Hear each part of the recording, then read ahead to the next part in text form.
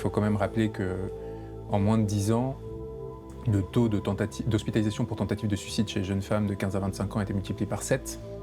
En 10 ans. En moins de 10 ans, selon l'adresse.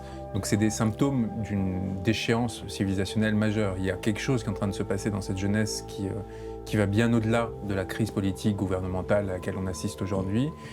Existentielle, c'est une crise existentielle. C'est une crise de civilisation. C'est une crise de civilisation avec un effondrement qui en plus nous rapproche de la guerre, avec une montée des violences au sein du pays, mais aussi une tentation de la part de nos dirigeants d'essayer de la rediriger vers des théâtres extérieurs, en l'occurrence le front russo-ukrainien.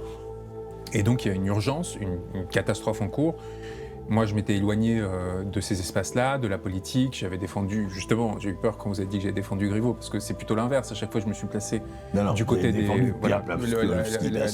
l'artiste russe qui avait décidé de commettre cet attentat visuel et qui avait fait trembler de façon étrange notre société, ce qui déjà disait quelque chose. Pourquoi cette fixation sur ces questions de façon si On va en parler durable, de ça, parce que c'était intéressant.